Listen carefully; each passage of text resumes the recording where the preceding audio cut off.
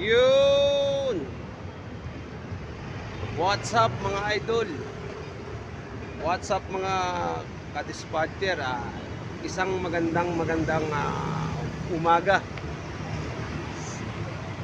Araw ng Thursday. Woo! Isang umagang kay ganda mga kadispatcher. Mayroon lang akong konting sasabihin. Yung lalaking ano ba yun, nagpapasikat sa Facebook. Anong kasalanan ng mga babaeng may tato? Asawa ko may tato, ako may tato. Number 1, ipapaliwanag ko sa'yo. Kung wala ka man lang tato, huwag kang manghusga ng mga taong may tato. Dahil ako, sasabihin ko sa'yo, yang nakatatak sa aking braso, ayan ay ang aking ipilido. Pinagmamalaki ko yan. Maraming sundalo na Amarilye. Kaya wag po nating gawing biro yung pagsabi ng masama sa may mga taong may tato. Inaano po ba kayo ng may taong may tato? Kayo po ba'y sinaktan? Kayo po ba'y siniraan? Don't be judgmental sa mga kadispatcher, sa mga taong may tato. Baka yung pang may tato ang tutulong sa'yo pag ikaw ay nagutuman na, idol. Kaya shoutout sa'yo. Mag-public ano ka na lang sa mga sa Facebook, mag-Facebook live ka kasi gusto mo tumaas ang views mo wag ganon. Wag nating daanin sa pagiging views. Kami may tattoo kami, asawa ko may tattoo. Okay naman kami, ayos naman ang asawa ko. Mahal kami ng aking mga anak. Kaya shoutout sa iyo, idol.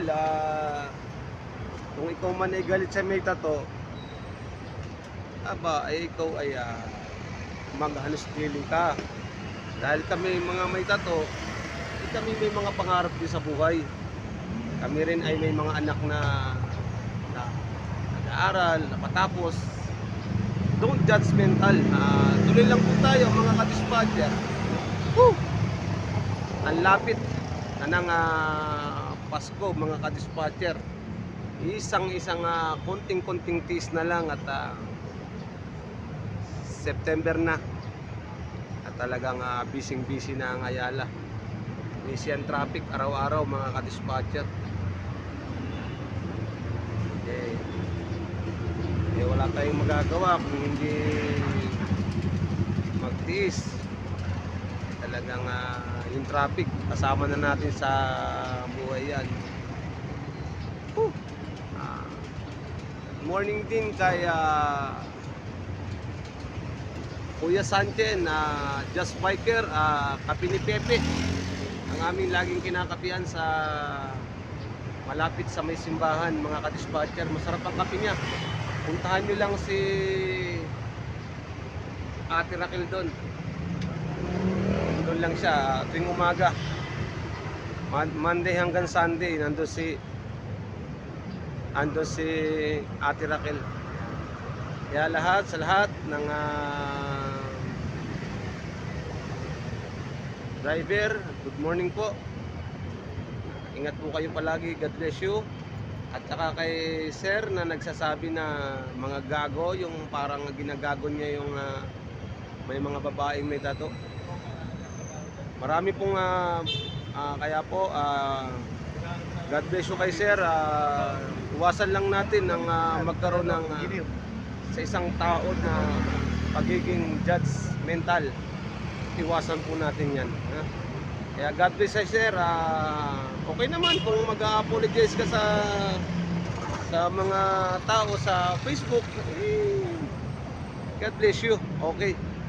Kaya salamat at konting paliwanag Mapaliwanagan kita ha. God bless you. Ingat ka palagi. Salamat.